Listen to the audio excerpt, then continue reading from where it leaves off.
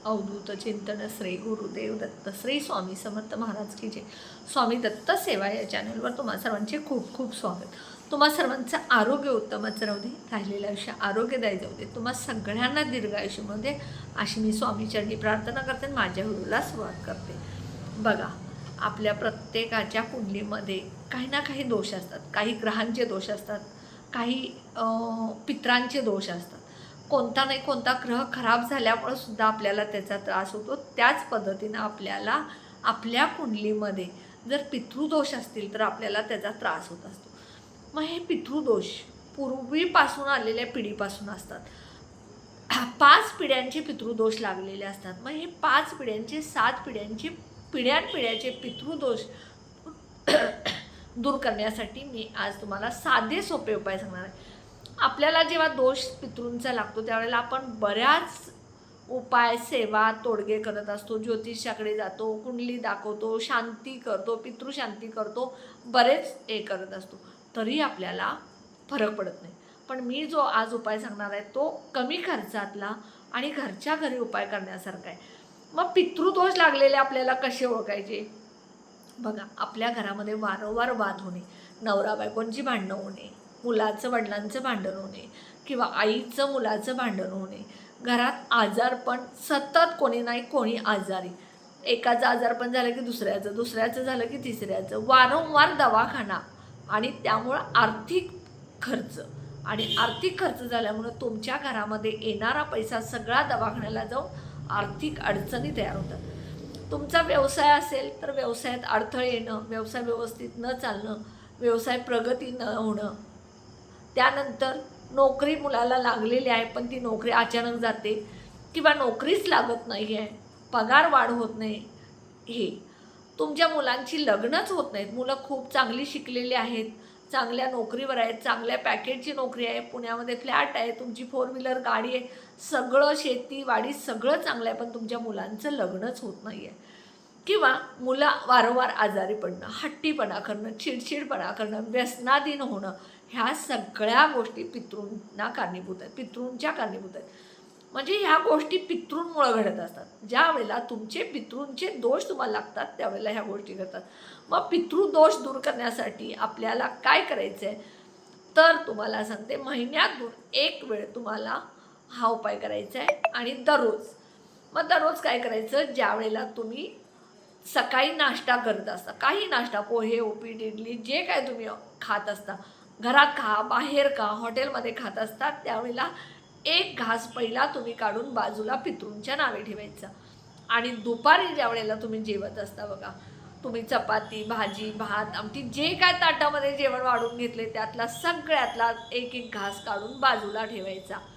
म्हणजे आपण जसं एक घास भाजी आणि चपाती भात आणि हे घेतो तसा सगळा घास एक बाजूला काढून ताटामध्ये ठेवायचा आणि जेवण झाल्यानंतर हा घास उचलून तुम्ही एखाद्या झाडामध्ये टाकायचा। हा पहिला उपाय। दुसरा, तुम्ही बिना मिठाचा भात करायचा। हा उपाय शनिवारी करायचा, महिन्यातून एका शनिवारी, कुठल्याही शनिवारी करा, पहिल्या शनिवार, दुसरा शनिवार, तिसरा शनिवार, चौथा, महिन्यातले 4 शनिवारमधल्या कुठल्याही शनिवारी तुम्ही हा उपाय करू शकता। बिना मिठाचा थोडासा भात करायचा, एक मातीचं छोटंसं मडकं घ्यायचं, मडकं म्हणजे आपण ते संक्रांतीला पुसतो तसलं, त्या मातीच्या मडक्यामध्ये तो भात बनवलेला घालायचा, त्यामध्ये थोडंसं दही आणि काळे तीळ घालायचे आणि हे मडकं वाहत्या पाण्यामध्ये सोडायचं। जिथे वाहतं पाणी आहे तिथं जाऊन तुम्ही सोडायचं, मग नदीला जा, जवळपास कुठं नदी असेल तर तिथं सोडा, पण हे वाहत्या पाण्यामध्ये सोडायचं आहे। तिसरा उपाय, तुम्ही महिन्यातून एखाद्या मंगळवारी किंवा शनिवारी हा उपाय करायचा। काय करायचं, 5 वृद्ध व्यक्ती, मग स्त्री असतील किंवा पुरुष असतील, कुठल्याही 5 वृद्ध व्यक्तींना तुम्ही अन्नदान करायचं।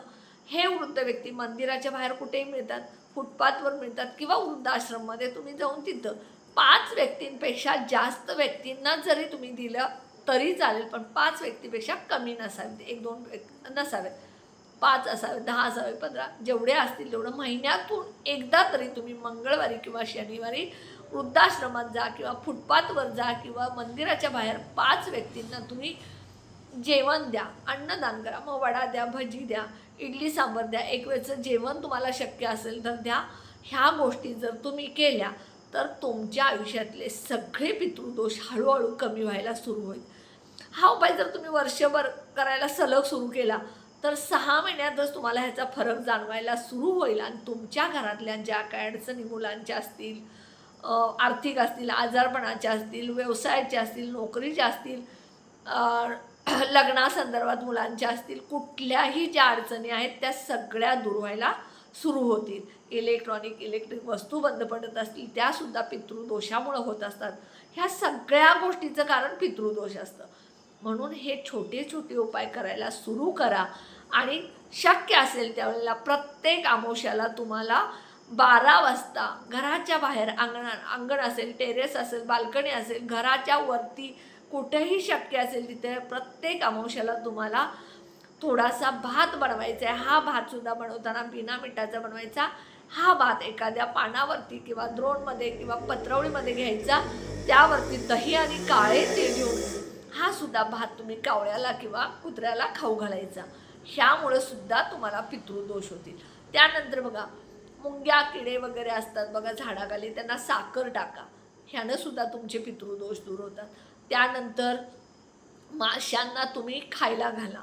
माशांना ज्या ज्या वेळेला तुम्ही खायला घालाल त्या त्या वेळेला तुमच्यातले पितृदोषसुद्धा कमी होतील. म्हणजे जेवढं तुम्ही किडे, मुंग्या, मुका प्राणी किंवा अजून गरीब लोकांना जेवढं दान कराल तेवढं तुमच्यामधले पितृदोष दूर होतात. हे छोटे छोटे वाटणारे जे उपाय आहेत ते अतिशय प्रभावी उपाय असतात. हे करून बघा, तुम्हाला नक्की त्याचा फायदा होईल. आणि व्हिडिओ स्किप न करता बघा. व्हिडिओमधला प्रत्येक शब्द ऐकून त्याप्रमाणे उपाय करा. नक्की तुम्हाला त्याचा फायदा होईल. व्हिडिओला जास्तीत जास्त शेअर करा, लाईक करा, ऑल बटनला क्लिक करा. त्यामुळे माझे छोटे छोटे उपाय सेवा तोडगे करतील. आणि जे कोणी माझे व्हिडिओ नवीन बघत असतील त्यांनी प्लीज माझ्या व्हिडिओला सबस्क्राईब करायला विसरू नका. आणि नक्की कमेंट बॉक्समध्ये श्री स्वामी समर्थ लिहा.